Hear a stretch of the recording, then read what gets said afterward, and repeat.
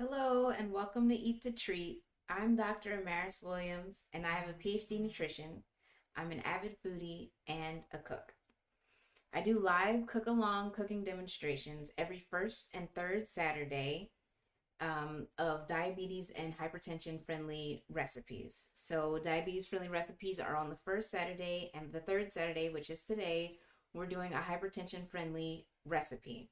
We are cooking Somali beef stew with cornbread. So it's going to be a fusion dish, American cornbread with a Somali stew.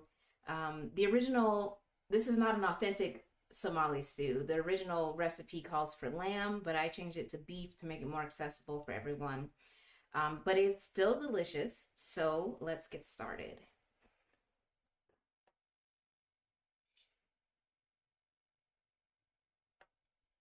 Okay. The first thing we're gonna do is, if you are using whole spices, um, and you haven't ground them yet, then you can use a cast iron skillet like this one and toast the spices with no oil in the skillet. You just basically heat them until they start to get aromatic. If they start smoking, you've heated them too long. Um, but it's probably fine. So just take them off the heat and grind them. But I did note on the recipe on the website that we were going to be starting with ground spices. So hopefully you've already ground your spices. The next step is to prepare your whatever you're going to make your cornbread in. So I'm going to make it in this cast iron skillet. Or you can use, this is a pie tin. This recipe is designed for a 9-inch diameter, 8 or 9-inch diameter circular vessel. I'm going to use this 9-inch cast iron pan, but you could use a pie tin if you want. If you're using a cast iron pan like I'm using, first you want to grease it. And if you're using a pie tin, you also want to grease that. I'm going to use olive oil and just swirl it around in my pan. And then I'm going to turn on my oven to 400 degrees. So no matter what vessel you're using, you want to turn your oven on 400 degrees. And then if you're using a cast iron skillet, you want to put your cast iron skillet in the oven as it's preheating, so it'll be hot by the time your oven gets hot. If you're using a tin or something thinner than a cast iron skillet, then you don't need to preheat your vessel. All right, so I'm gonna go ahead and turn my oven on to 400 degrees Fahrenheit and put this in the oven. So I'll be right back.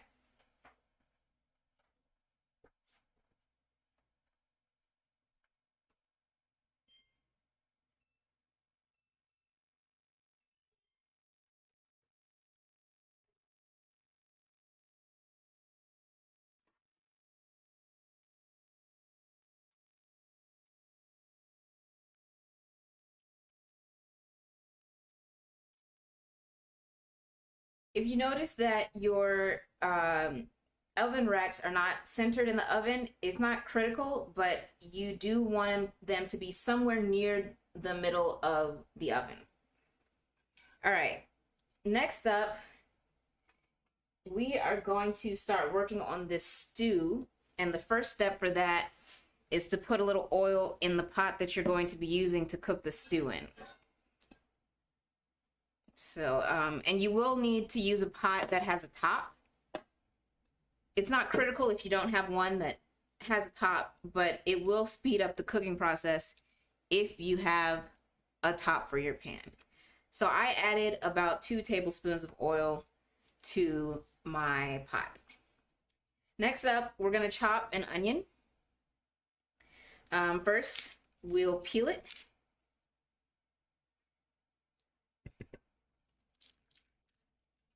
And this recipe is hypertension friendly because it has low sodium, it's high in potassium, it's got whole grains in it, and it's got low fat dairy in it. especially if you're using skim milk in your cornbread. And it's got fruits and vegetables, well, just vegetables in it. So that's the hallmarks of the DASH diet: high fruits and vegetables, low fat dairy, whole grains, high potassium, low sodium, and that will help keep your blood pressure under control if you eat like that regularly.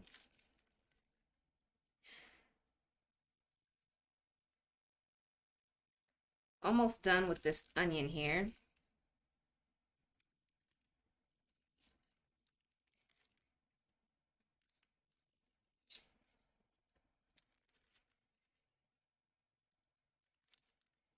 Let me know if you get behind at home.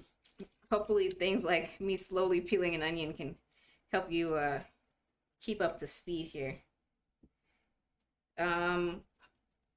All right, so I've got my onion peeled. I'm gonna cut off the stem end, leaving the root end intact.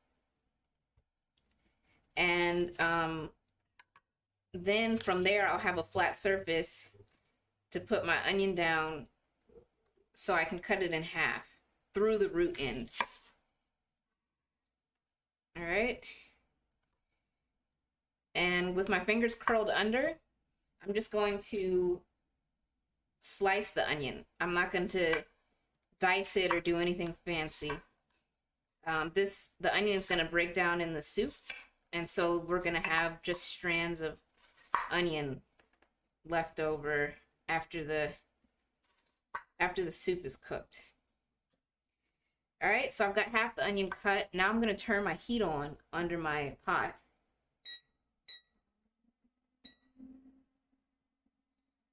All right, I've got it on medium high, somewhere around that area, and I'm going to put my onion in the pot that already has my oil in there. And then I'll slice the other half of my onion.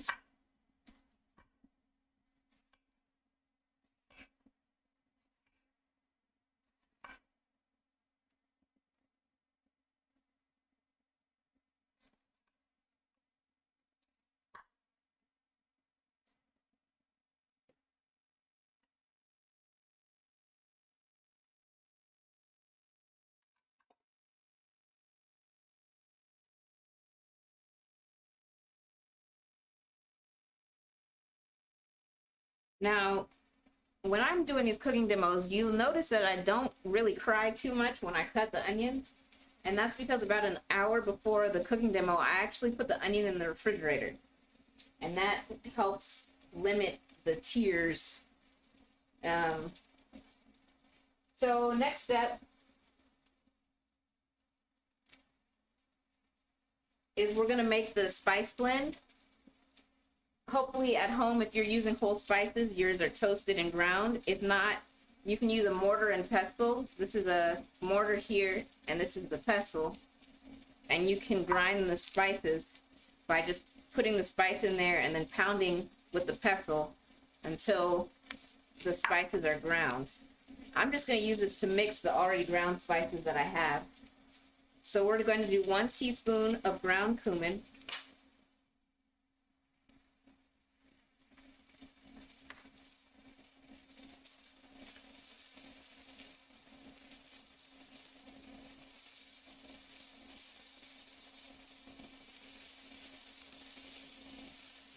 Okay.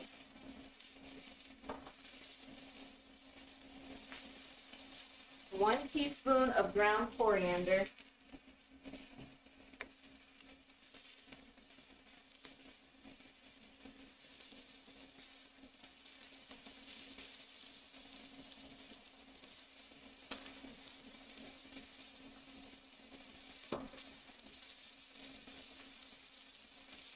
Three-quarters teaspoon of cinnamon.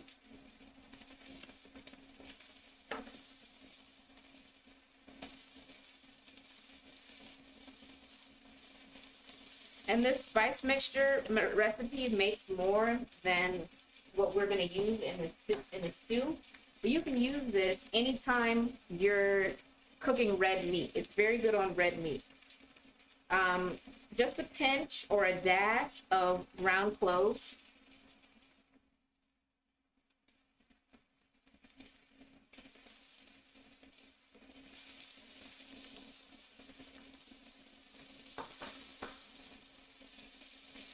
half a teaspoon of cardamom, ground cardamom. Don't forget to stir your onions every so often.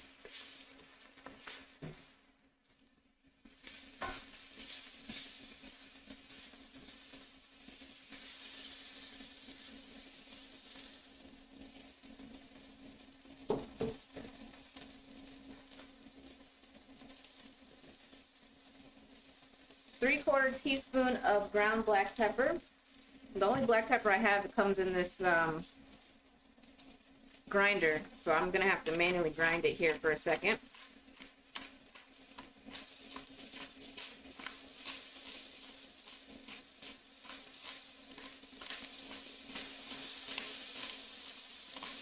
I'm just eyeballing how much pepper to put in there.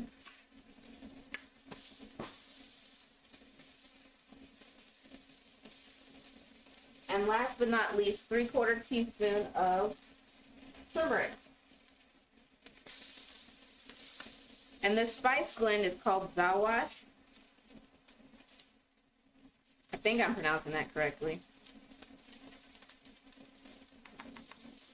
And this recipe is an adaptation of a recipe from Black Food by Bryant Terry. This is the book, Black Food by Bryant Terry. Highly recommend. All right, so let's mix this up.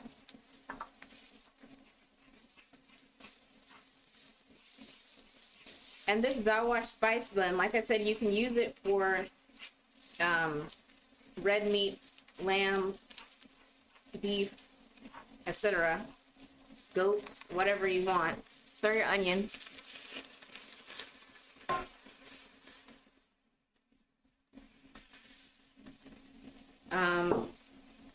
But if you leave it at room temperature with exposed to air, it can lose its potency. So what I've done is I've got this old sweet relish jar that I'm keeping my Zawash in, and I keep it in the freezer.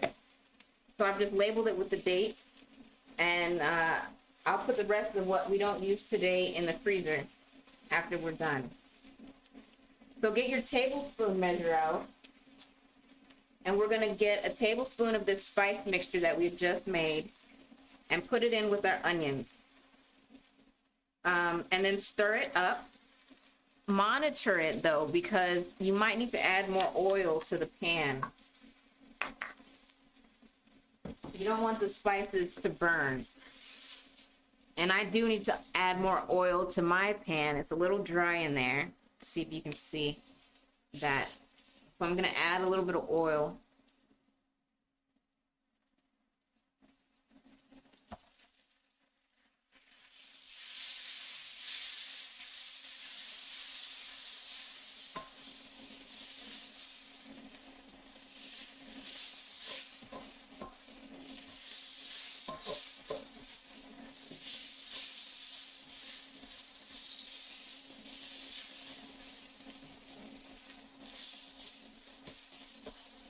All right, next up is garlic. Now there's a few options. You can buy garlic like this, that's in its wrapper that it grows in, or you can buy already peeled garlic. And I prefer this already peeled garlic because who wants to peel garlic? And then you can buy already peeled and minced garlic. So it's just the amount of work you want to do. But just in case you bought whole garlic, I will use that today so that we can all stay on task here. The recipe calls for 3 cloves of garlic, but I really like garlic, so I'm going to use a few more. Get the big pieces of peel off. And then stir your spices.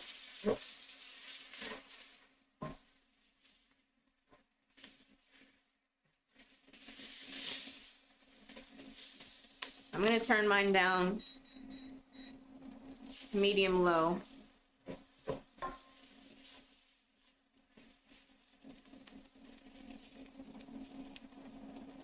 And then one way to quickly peel a piece of garlic is to smash it.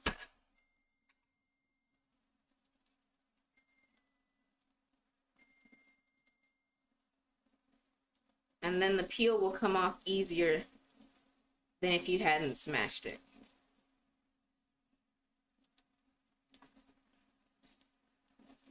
So I'll just do 3 of these.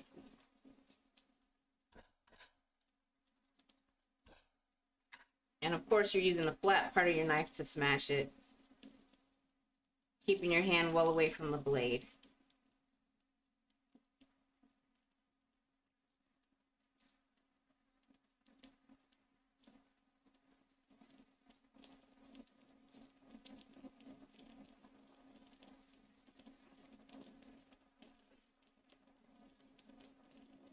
All right, and then we're gonna slice up this garlic, keeping your fingers tucked under so you don't cut them off.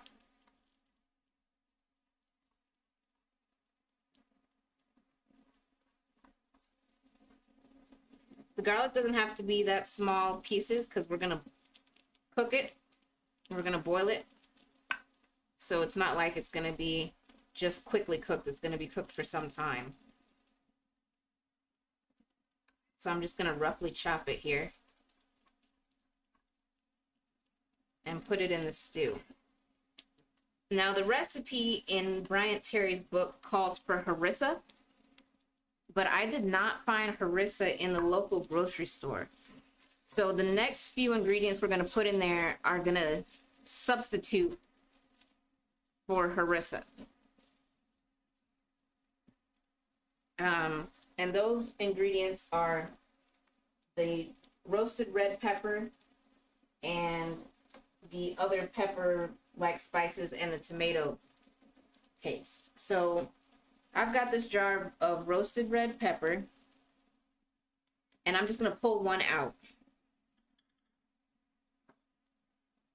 And if they're in pieces, just like get enough that it seems like it could be one pepper.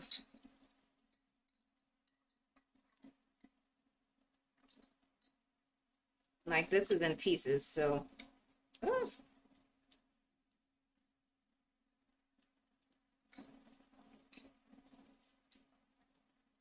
right.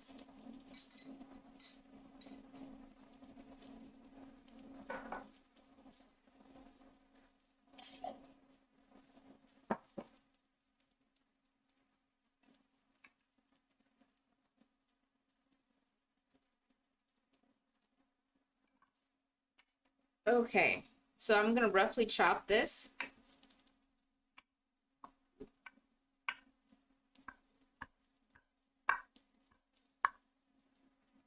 And then add it to the pot.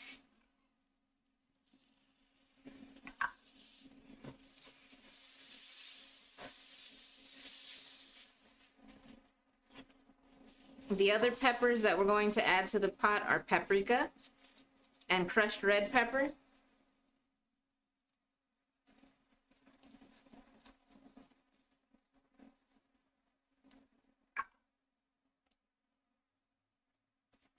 So a 1/4 teaspoon of each, paprika and crushed red pepper. You can add more of both to your taste.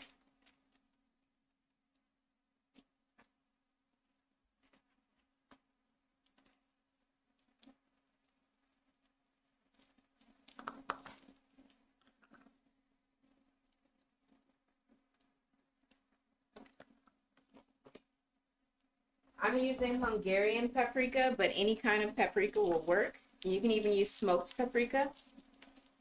And last but not least, we want to add tomato paste. Stir this in first. We're going to add 1 tablespoon of tomato paste.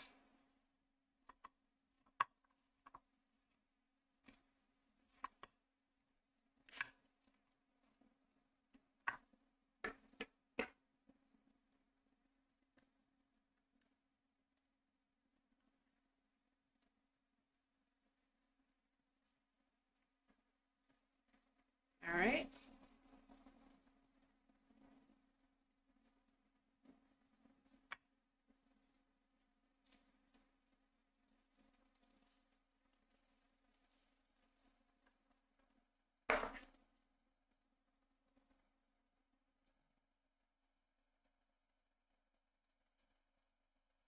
And that is our makeshift harissa.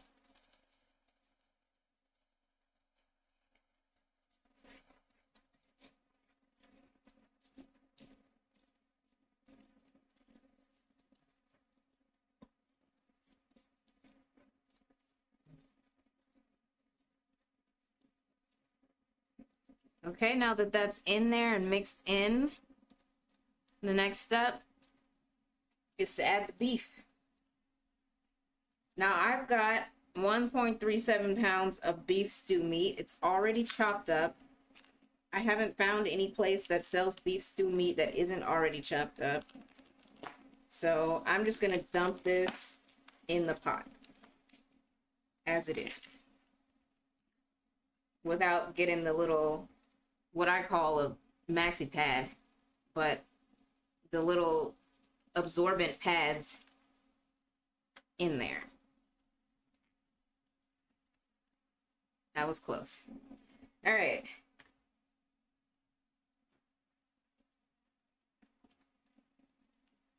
So I'm going to turn the heat back up because we want the beef to brown and get coated in all the spices.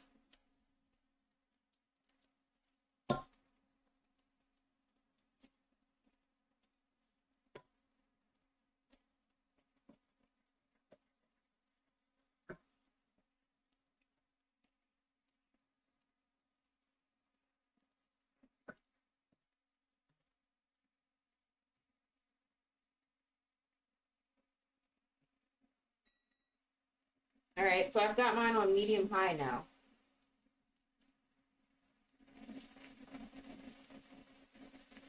Next step is the beef stock. Now my beef broth, this is what I could find. Let's see if it'll focus on this. But if you can read the blurry words, it says 50% less sodium. There we go. 50% less sodium, which means that it still has 50% of the sodium in it. So if you look at the nutrition facts, the 1 cup of this broth has 390 milligrams of sodium, which is not nothing. So I'm not going to add any more salt to this stew besides what's already in this beef broth. And we're going to let the Zawa spice mixture do all the heavy lifting of flavoring this stew. So I'm going to stir my beef here. Some of it is browned on one side, so I'm going to stir it and let it brown on another side.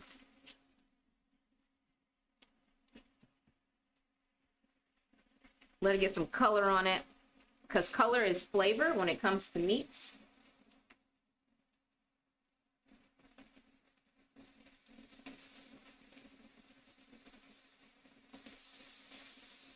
Yes, it does smell great. When I came home with the beef, my cat was very interested in it. So here's hoping she stays on the floor where she belongs. She knows she's not supposed to be on the table, but she'll jump up here if it smells good enough.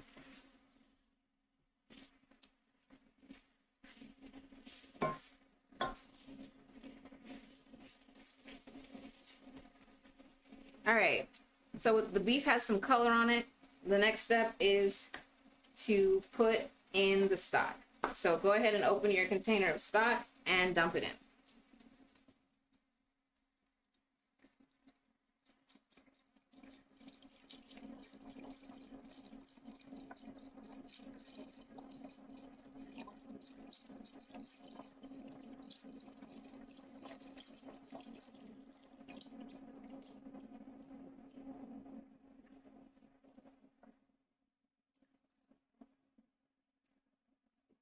All right.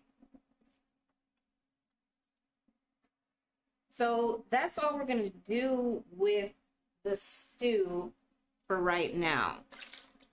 I'm going to give it a little bit of a stir.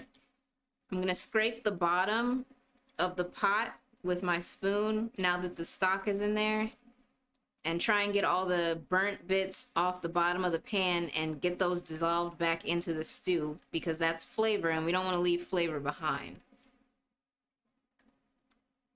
If you ever follow in a recipe and it says deglaze the pan, that's what they mean. Get the burnt bits off the bottom and dissolve them back into the liquid so that the flavor is in the soup. All right, I'm going to put the top on. Make sure it's still at medium high, and we're going to wait for this to boil. While we're waiting for it to boil, we're going to chop the carrot and the parsnips.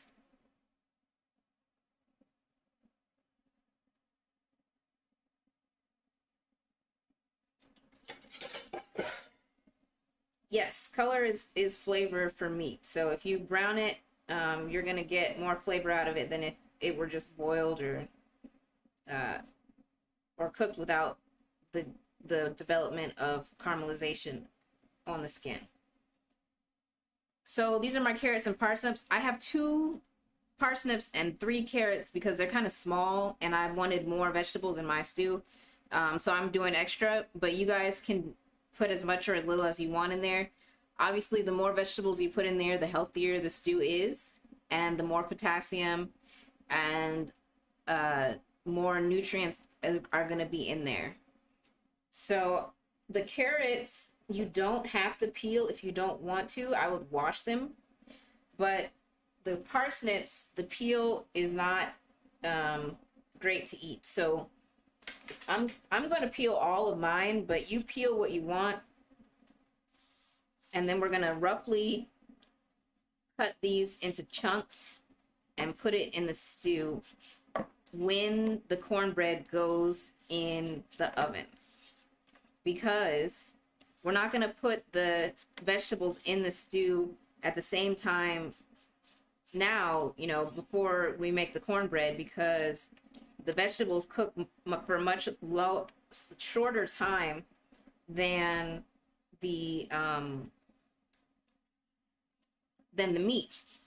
We want the meat to get tender, but we don't want the vegetables to be mushy. So we're going to put the vegetables in last, right when we put the cornbread in the oven. That way everything will be done at the same time and the vegetables won't be mushy.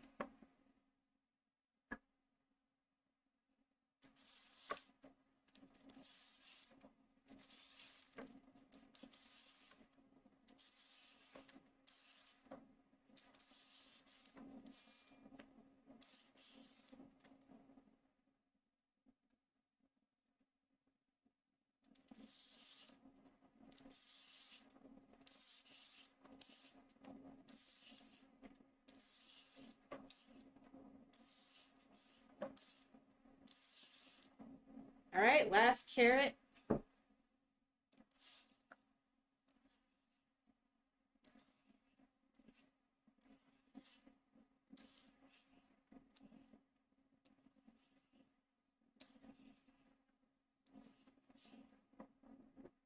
All right. Now I'm gonna do big chunks here. Nothing fancy. Let me get a bowl though.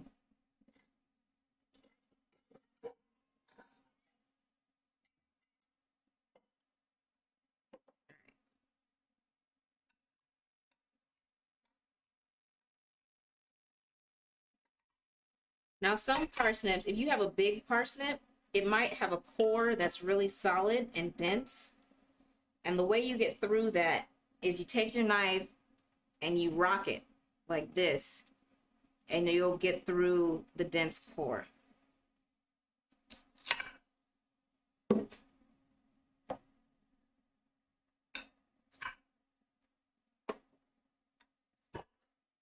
Now this one's got one of those cores that I was just talking about.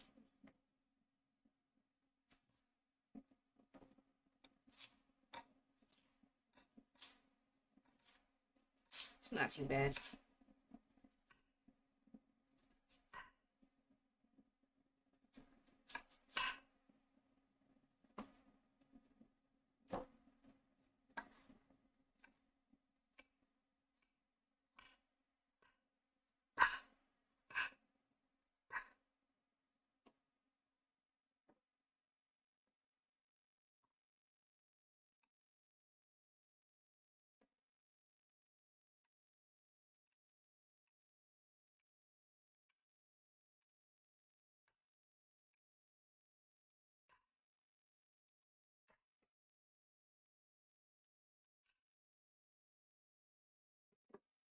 Okay.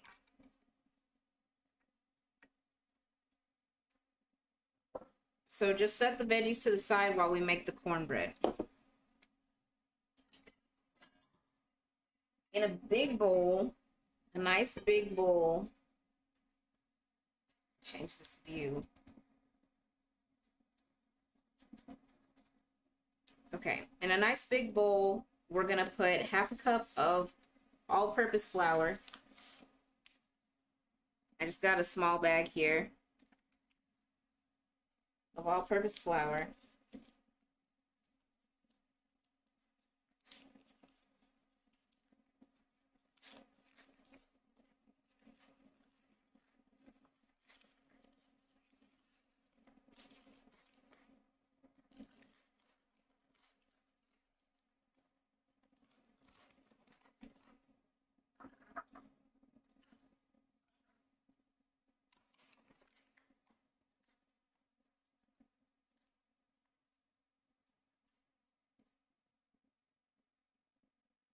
Okay, and once you've got that, half a cup of whole wheat flour. And I costed this recipe out. If you didn't have any of these ingredients for the stew or for the cornbread, it would have cost you $74 to buy all the ingredients, which would have made the recipe 6 servings cost about $12 a serving.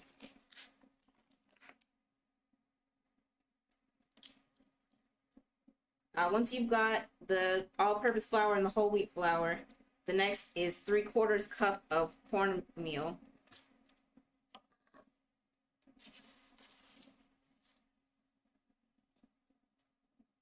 But if you had most of these ingredients, say you had the flour and the sugar and all that kind of stuff, you would be using about $22 worth of ingredients to make this whole recipe, 6 servings. So that would mean this recipe would cost less than $5 a serving.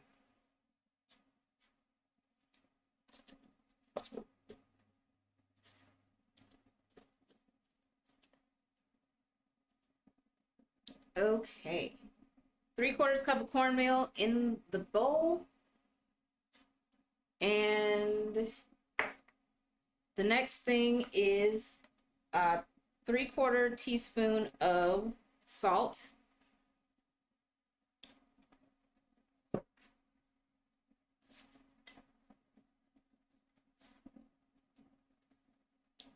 I'm using a coarse kosher salt, but you can use a finely ground salt if you desire. The finely ground salt, you'll end up using more salt for the same volume.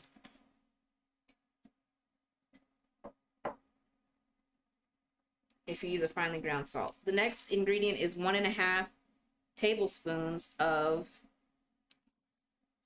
sugar.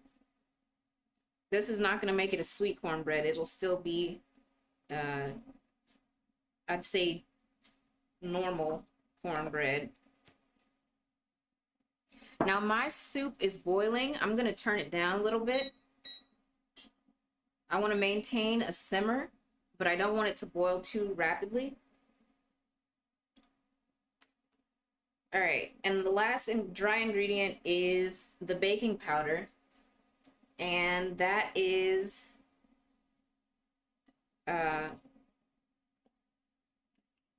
2.5 teaspoons.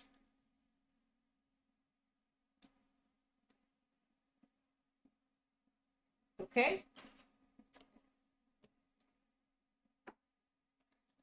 Almost done here. Next, get out a smaller bowl and put a 1/4 cup of oil in there. I'm using olive, but any neutral oil will do.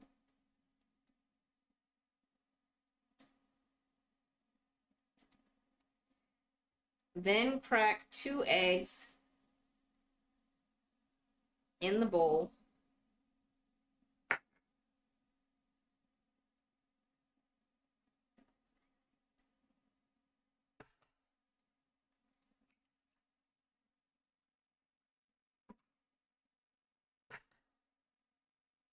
Now, the first time I made this, I put the wet ingredients in too small a bowl, and it was very hard to stir. So, if you're using a small bowl, then you want to beat your eggs and oil now before you put the milk in. That way, you're not trying to beat the eggs in a too small bowl full of milk.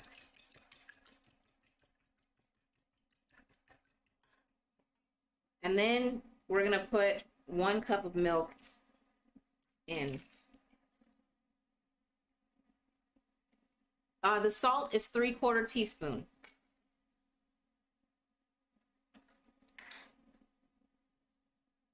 So 1 cup of milk in with the wet ingredients.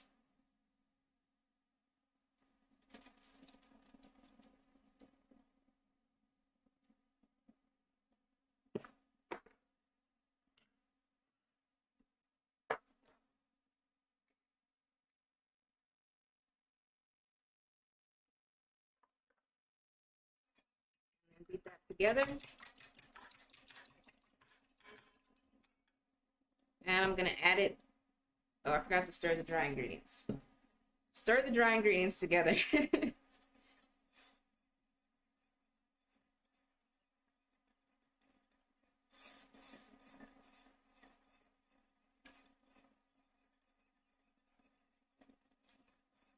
once you've got the dry ingredients stirred together, stir in the wet ingredients.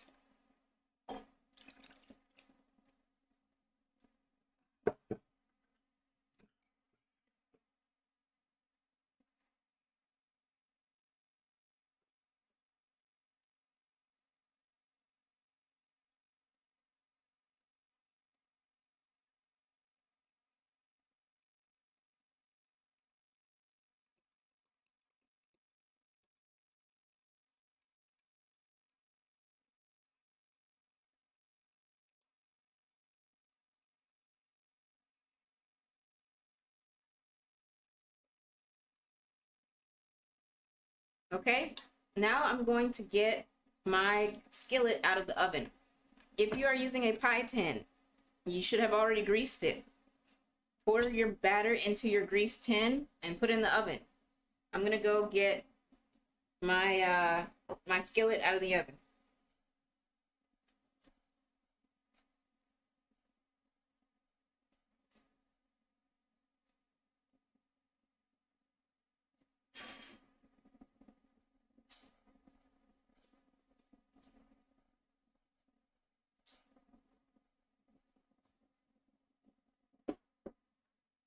Okay, I'm gonna put the whole batch of cornbread batter in the skillet.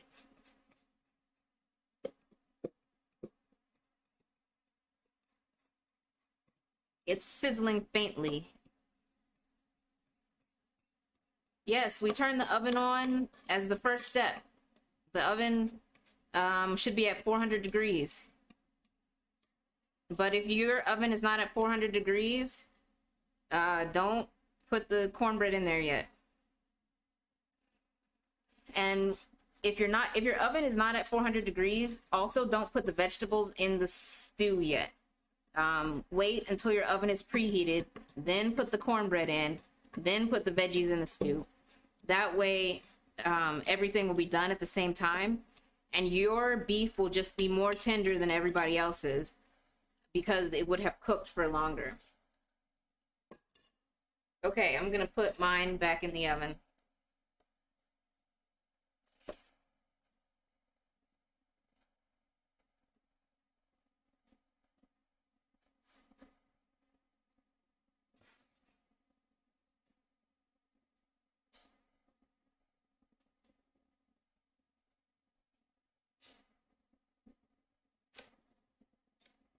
Okay.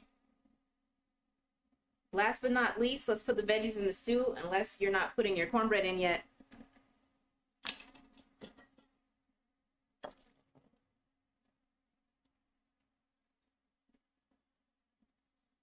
All right, if you like your vegetables mushy, then you do you, and you put them in when you're ready to put them in. So this is the end. We've made the cornbread, we've made the soup. Now all that's left is for the soup to simmer for 20 minutes. And 20 minutes from now, that's when you take your cornbread out. 20 minutes from now, you take your cornbread out, you take your soup off the stove. You can put the top back on it, or you can leave the top off at this point, just as long as it simmers for 20 minutes to cook the vegetables. And that's it. So I'm gonna leave you here.